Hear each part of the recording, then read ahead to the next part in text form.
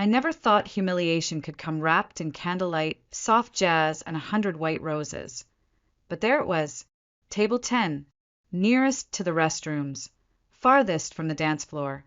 That's where they seated me, Danielle Keller, 34 years old, older sister of the bride, and the quiet embarrassment of the family. I wore the only formal dress I owned. Navy blue, second-hand, slightly too tight in the waist. I had spent the morning steaming it in the bathroom while Eli sat on the closed toilet lid, swinging his legs and humming to himself. He was 8, and he was radiant that day in a suit I had altered myself, with sleeves that still bunched around his wrists. His tie was crooked, his shoes a little too big, but he didn't notice. He leaned closer to me as the newlyweds danced their first dance across the ballroom floor. "She looks like a fairy queen," he whispered, eyes wide. I followed his gaze toward Natalie, my sister, the bride, 5 years younger and 100 shades more adored. Her hair curled in cascading waves, her skin glowing beneath golden lights. She spun in Ethan's arms like she had been born for the moment. Every camera followed her. Every smile leaned her way. I hadn't seen her in nearly a year. When I got the invitation, it was addressed to Danielle Keller. No call, no apology, no mention of Eli. I had to text and ask if my son was welcome. The response was a single thumbs-up emoji. I should have taken the hint, but I didn't. Not because I was hopeful. Hope is too generous a word. I went because Eli was excited. He'd never been to a wedding. He thought we were going to be part of something magical. He thought for once we'd be included. The salad course was served. Arugula with strawberries and goat cheese, arranged so delicately on chilled white plates it felt like they weren't meant to be eaten. Eli picked at his with polite confusion. I showed him how to use the butter knife to cut the bread without tearing it. He beamed like it was a magic trick. I looked around the room. Laughter floated easily. Champagne poured like water. I spotted Marianne, my mother, holding court at the head table, her hand on Natalie's shoulder, her face sculpted into pride.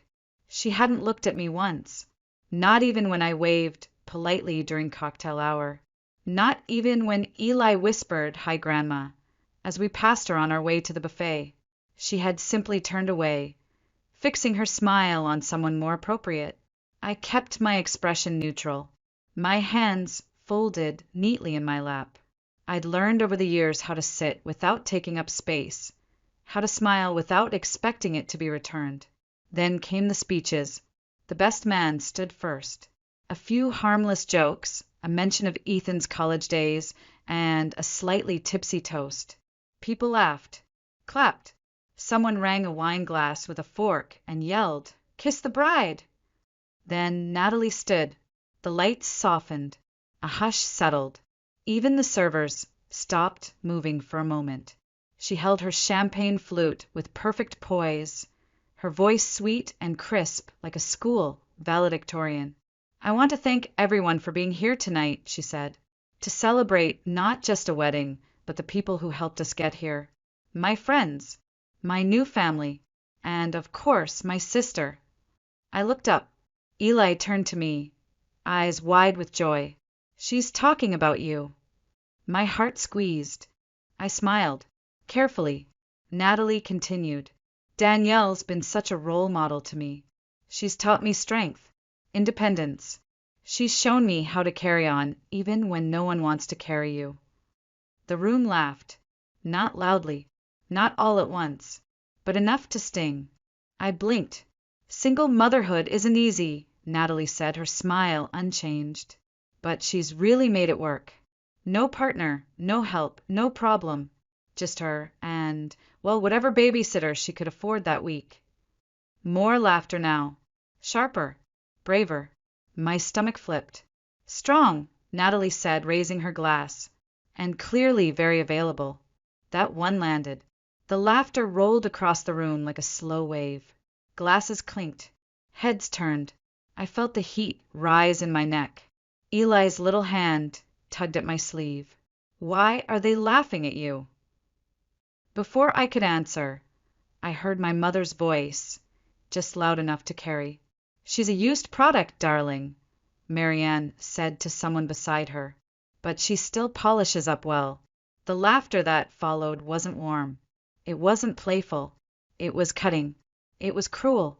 It was planned. I stared straight ahead, afraid to blink. My napkin twisted in my lap. My shoulders burned with the effort of staying still. Eli leaned into me, confused and quiet. The music played on, distant and inappropriate. I didn't cry. Not yet, because I refused to cry in front of my son. But something inside me had already started to break. And then I heard it, a chair sliding back. Not mine. From the head table. I turned and saw Ethan standing. He didn't look at Natalie. He didn't look at Marianne. He looked at me, and he didn't blink. He just stood there at the head table, hands resting on the back of his chair, eyes fixed on me. The room hadn't gone silent, but it had changed. The energy thinned, warped by discomfort. A few people chuckled nervously. One guest cleared her throat too loudly. Someone dropped a fork. Natalie reached for his sleeve. "Ethan," she said through her teeth, her smile still plastered on. "Sit down." He didn't. Instead, he moved, slow, deliberate. He stepped around his chair, walked to the front of the table, and held out his hand. Not to Natalie, not to the crowd. He reached for the microphone. No one offered it, so he took it. "Excuse me," Ethan said. The laughter stopped. "I wasn't planning to speak tonight," he continued, voice low but steady, "and definitely not like this. But I guess I need to." Natalie's expression cracked for the first time. The warmth drained from her cheeks. She looked up at him like a child afraid the rules just changed. "I've heard a lot about family this past year," Ethan said. "About loyalty, image, honor." I listened. I watched. I thought I understood what that meant. He paused. His eyes swept the room. No one met his gaze. "But what I just heard," he continued, "that wasn't family. That wasn't love. That was mockery, dressed up in satin and served with a smile." Marianne sat straighter, lips tight. Her wine glass trembled slightly in her hand.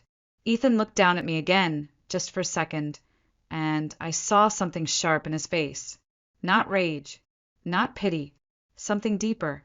Disgust, maybe, or disappointment that such cruelty had been allowed to bloom. "You all laughed," he said, "and maybe you thought it was harmless. Maybe you thought it was tradition, humor, banter." He shook his head. "But you made a boy watch the world laugh at his mother." All eyes turned to Eli. He flinched under the pressure. And that broke me. I reached for his hand and stood. Not because I wanted to say anything, God, no. I didn't have words for that room.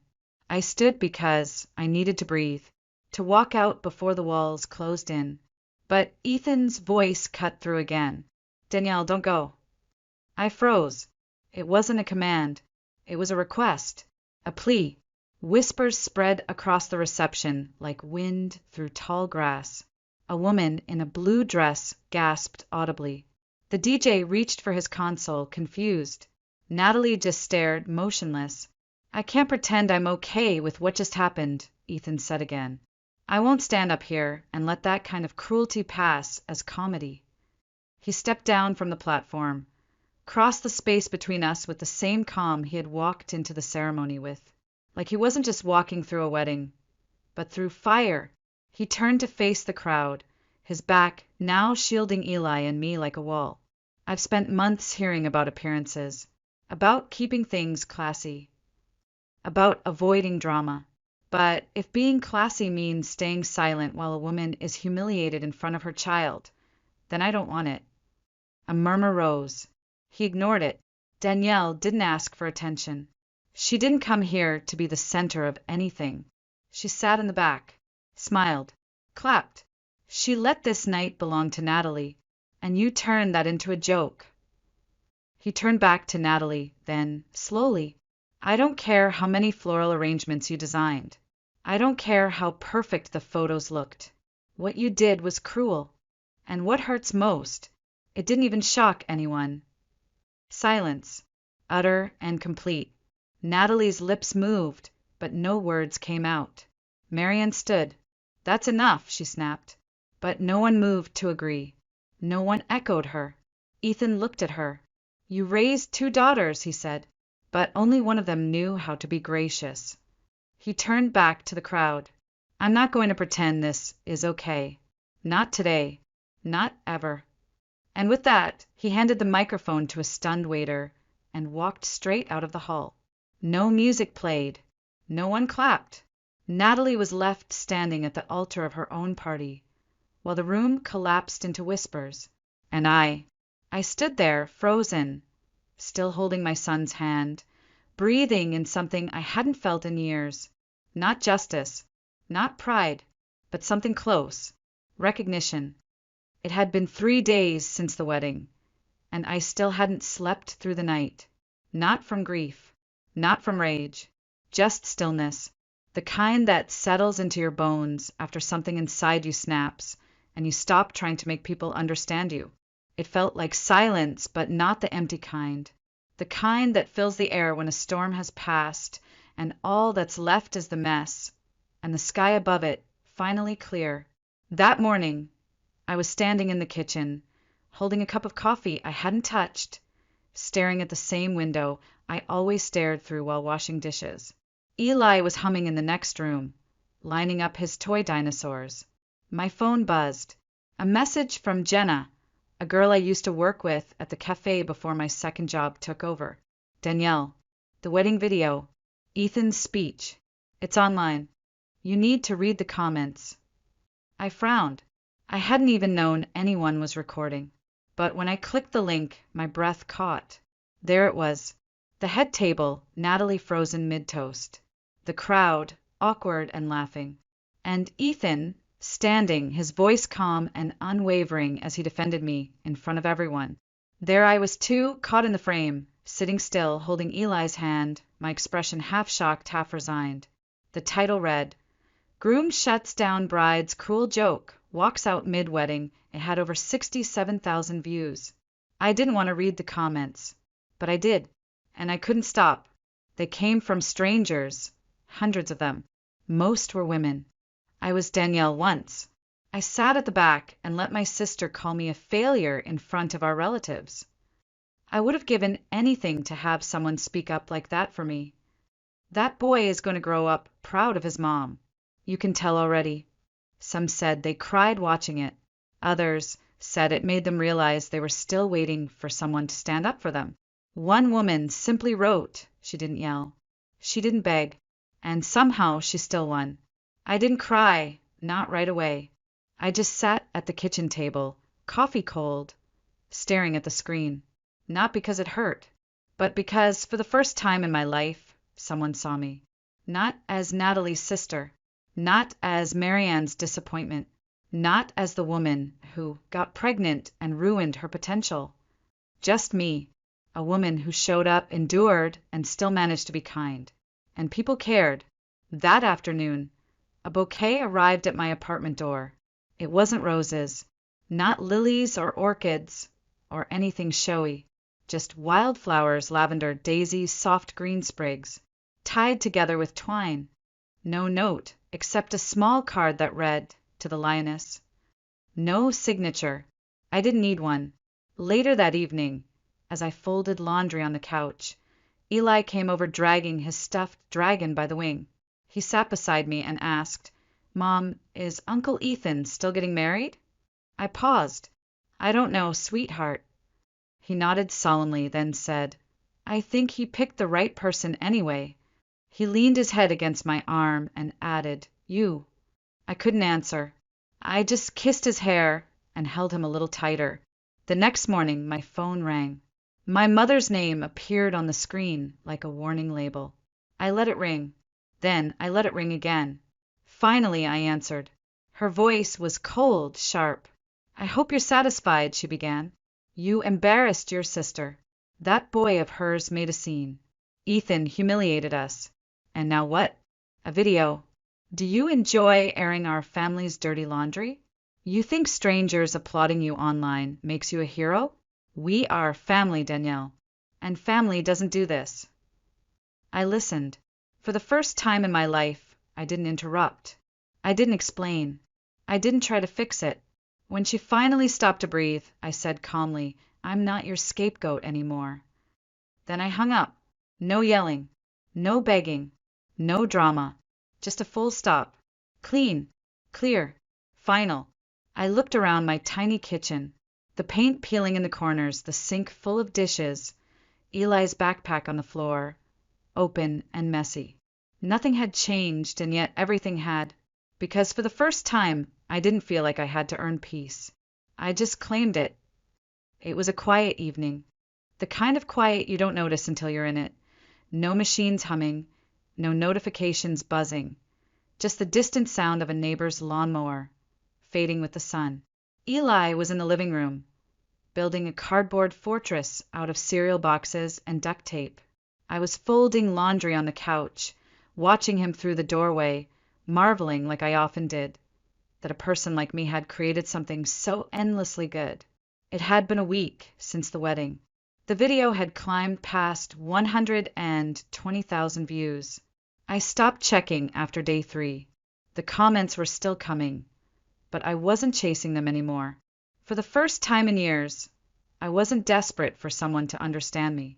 I already had everything I needed, right there in the next room, with ketchup on his shirt and socks that didn't match. "Mom." Eli called out, peeking from behind a cereal box wall. His face was streaked with orange marker. "Are you still sad about what Aunt Natalie said?" I paused, a shirt still warm in my hands. It wasn't a question I expected. Not a week later. Not while folding underwear and separating mismatched socks. But he asked it the way children ask about rain. Genuinely curious, no judgment, just watching the sky change. "Not anymore," I said honestly. "Why not?" I looked at him and smiled, because I think I finally stopped waiting for them to see me. He blinked like he was processing something far bigger than he had words for. Then he shrugged, picked up a cardboard tube, and declared, "This is a canon now." I laughed, not the tired, strained laugh I used to fake at family gatherings. A real one, light, uncomplicated. Something in me cracked open, softly, quietly, not from pain, from release. That night, as we brushed our teeth side by side, Eli looked at me in the mirror, his chin covered in toothpaste foam. "I think you won," he said. I paused. "What do you mean?" He shrugged. "Aunt Natalie had the big dress and the big cake, but you got the part where someone was nice to you." My breath caught. It was the kind of line that didn't come from cartoons or school. It came from watching, listening, feeling the difference between people who perform love and people who practice it. After he fell asleep, I sat at the kitchen table and reopened the envelope I'd been avoiding all week. It was from the school. Inside was a flyer, Parent Career Day, a form to fill out, a checkbox to volunteer. I used to dread things like that. I never thought what I did was impressive enough to be worth talking about. I wasn't a doctor, or a lawyer, or whatever Natalie was this month. But I had something better. I had proof that small eyes watching me every day didn't need me to be impressive. Just present, honest, steady. I filled out the form. Under occupation, I wrote, "Front desk clerk, former barista, full-time mother." And beneath that, "expert in holding things together." The next morning, I passed by a florist shop downtown on my way to the bus stop. In the window was a small sign, "Support local mothers. Ask about our lioness bouquet." I stood there for a long time, just staring at it. Somewhere, someone had taken that phrase and made it real. To the lioness, that phrase had stayed with me, not as a compliment, but as a kind of truth, because I wasn't loud. I didn't claw my way through the world. I didn't destroy people to win. I endured. I protected. I stayed. And when it mattered most, I didn't flinch. Natalie still hadn't called. Neither had Marianne. And strangely, I didn't miss it. The silence from them wasn't empty anymore. It was space. Space to think. Space to breathe. Space to finally hear myself without all their noise. That night, before bed, I tucked Eli in and kissed his forehead. He looked up at me and whispered, "You're my favorite person, even if you're not famous." I smiled. "That makes me the luckiest person alive." He closed his eyes, and for the first time in a long time, I didn't go to bed dreading the next family holiday, or the next cutting remark, or the next round of pretending to be okay. I went to bed knowing that the war they'd waged on my worth had finally ended, not because they surrendered, but because I stopped showing up to the battlefield. I still remember the sound of my boots that winter, rubber soles slapping against cracked pavement, soaked from sleet, too thin to keep out the cold. I was 7 months pregnant, alone, and walking 2 miles to my third prenatal appointment because my car had died 3 weeks before, and no one answered my calls anymore. Not Natalie, not Marianne, not even our cousin Ava, who used to braid my hair before school, and swore we'd be each other's bridesmaids one day. It was the year I disappeared, not physically, but emotionally, socially, publicly. The moment I told my family I was keeping the baby, their warmth vanished like fog under a noon sun. I didn't fit their image of success anymore. I wasn't the college standout or the future executive. I was just a cautionary tale. "Are you really keeping it?" Natalie had asked, her voice flat over the phone. "Do you even have a plan?" "I'm going to figure it out," I said. There was a pause. Then she hung up. Marianne didn't say a word at first. She just sat across from me at the kitchen table, stirring her tea like it offended her. Then, finally, she said, "Well, you've made your bed, Danielle.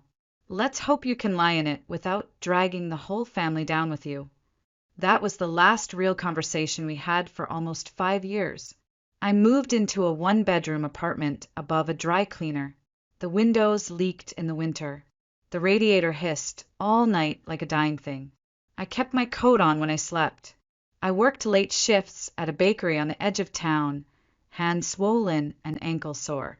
Customers asked if I was okay to be working that far along. I lied and said yes. I couldn't afford not to. The night Eli was born, it was snowing. I took a cab to the hospital alone. The nurse asked who my emergency contact was. I gave her my own phone number. Labor was long, 21 hours. No one came. The woman in the bed beside me had her mother holding her hand, brushing her hair back, whispering prayers. I had a sweating cup of ice and a nurse who clocked out before the shift change. But when Eli finally arrived, everything stilled. They laid him on my chest, this tiny, warm, breathing miracle, and for a moment I forgot how small my world had become. I forgot the silence, the absence, the cold apartment, and the unopened baby gifts from strangers at the bakery who'd heard my story and left bags on the counter. I forgot everything. He blinked up at me like he already knew the world wasn't kind, but he was willing to give it a chance anyway. I named him Elijah. It means my God is Yahweh, but that wasn't why. I named him that because it sounded strong, like a name no one would dare laugh at, like a name that could carry both of us forward. I stayed in the hospital for 2 nights. No visitors, not one card, not one call. When we were discharged, I wrapped Eli in a thrifted blanket and caught the city bus home, praying the heater in our unit was still working. That night, I sat on the floor with him in my lap, rocking gently because the second-hand crib hadn't arrived yet. Snow fell outside in heavy, wet flakes. The room smelled like takeout and baby shampoo. I remember looking down at his face, his impossibly tiny fists curled against his cheeks, and whispering, "I don't care who walks out again as long as you stay." He yawned. His eyes fluttered closed. And I knew, right then, that I would never beg anyone to love me again. Not my mother. Not my sister. Not the man who left the moment things got inconvenient. I would not chase people who made it clear I wasn't worth the weight of their presence. Because from that night on, it was just Eli and me. And somehow that felt enough. More than enough. Mondays were always the hardest. Not because anything dramatic happened. That was the thing, nothing ever did. It was just the rhythm of it. The early morning alarm, the quick splash of cold water, the 5-second decision between brushing my hair or packing Eli's lunch properly, the long wait at the bus stop, holding a lukewarm travel mug and praying the shift manager wouldn't notice I hadn't washed my uniform the night before. Just the sameness, the quiet, relentless sameness of survival. I worked mornings at a cafe near the university, a place full of tired grad students and professors who only ever learned my name when they wanted to complain about almond milk foam.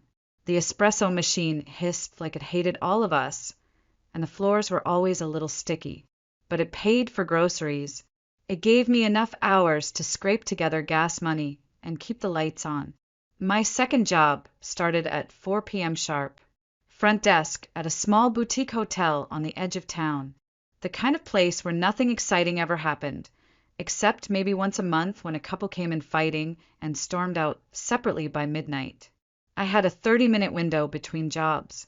Just enough time to microwave a frozen burrito in the back room, call Eli's after-school program to make sure he got picked up on time, and scroll through my phone pretending the world wasn't moving past me. That day, I had exactly $11.32 in my checking account. Rent was due in 4 days. Still, when Eli asked that morning if we could stop by the bookstore next weekend so he could just look, I said yes. I always said yes to books, even if it meant we'd eat pasta with ketchup for dinner 3 nights in a row. After my shift ended that night, I walked the 2 blocks home in sneakers that used to be white. My feet hurt, my back ached, but the second I stepped through the door and saw Eli in his dinosaur pajamas with peanut butter on his chin, I forgot all of it. He looked up from the floor, where he was building a cardboard castle. "You're home," he beamed. I nodded, dropping my bag by the door. "Barely." He ran over and hugged my legs. That was the thing about Eli. He didn't ask for more. He didn't care that we didn't have matching furniture or that our TV only got 3 channels. He cared that I showed up, that I kept promises, that I remembered he liked 2 marshmallows in his cocoa, not 1. Later that evening, we sat on the couch eating scrambled eggs for dinner.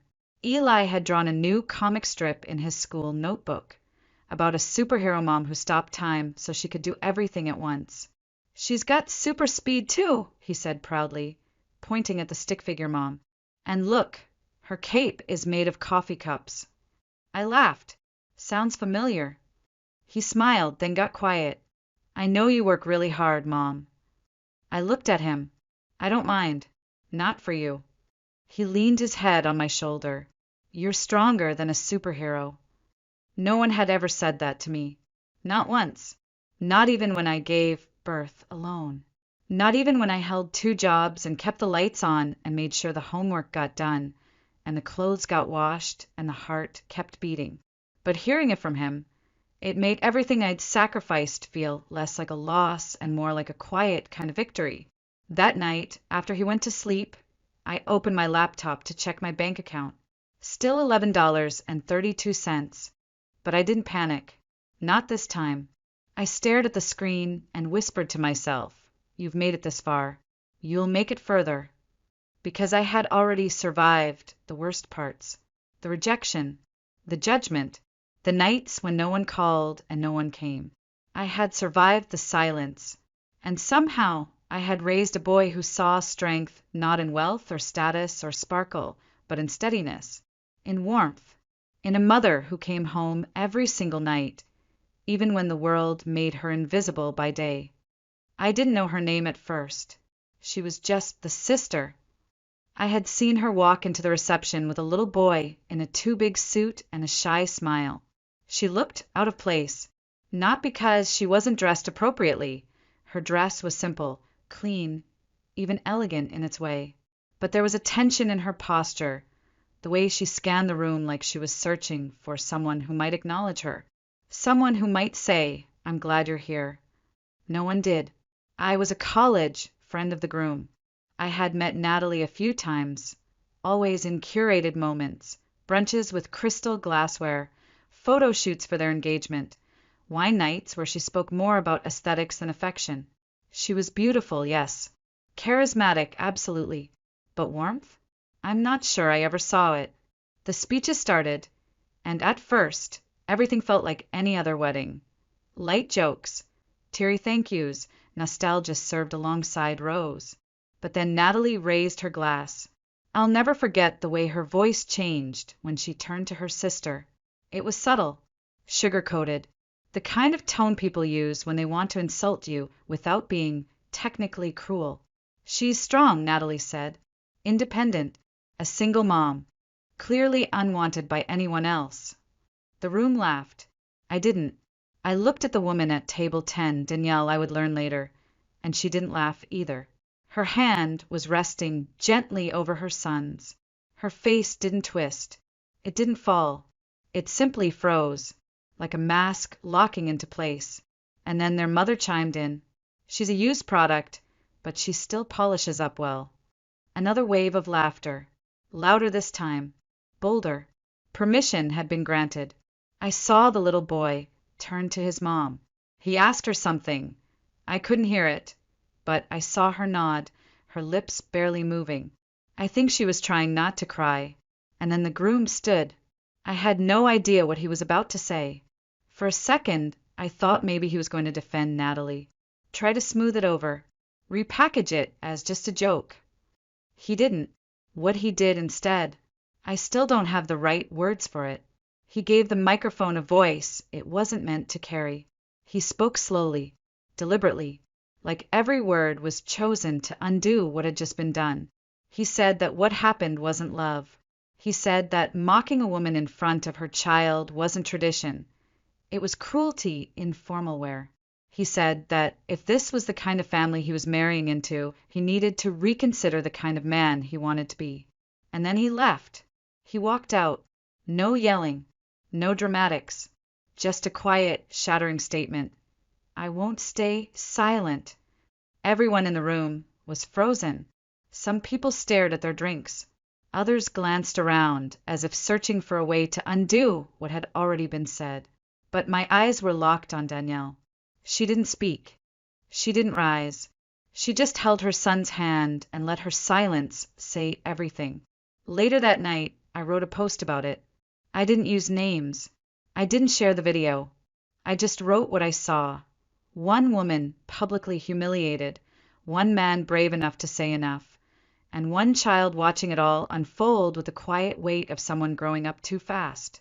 The post went viral. People began commenting, I was her once. Others wrote, I wish someone had stood up for me like that. Some asked where to send flowers. Others just said, thank you for saying what we needed to hear. And eventually, someone uploaded the video. And that's how I finally learned her name, Danielle. And now I'll never forget it, because sometimes the people who sit at the back of the room are the ones who deserve to be at the head of the table all along. It's strange what stays with you. The cruelty fades in time. The faces of those who laughed become blurry. Even their words, the sharpest ones, begin to lose their sting after a while. But what stays is the moment you realize you don't owe anyone your silence anymore.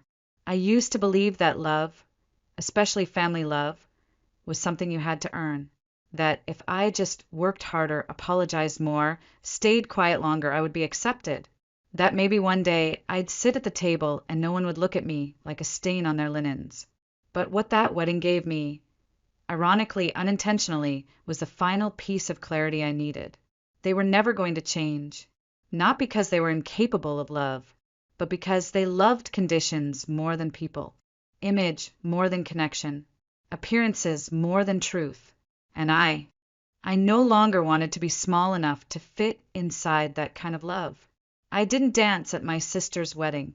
I didn't raise a glass. I didn't toss a bouquet or cry happy tears under fairy lights. But I did walk out holding my son's hand, my dignity, and something more powerful than applause. Certainty.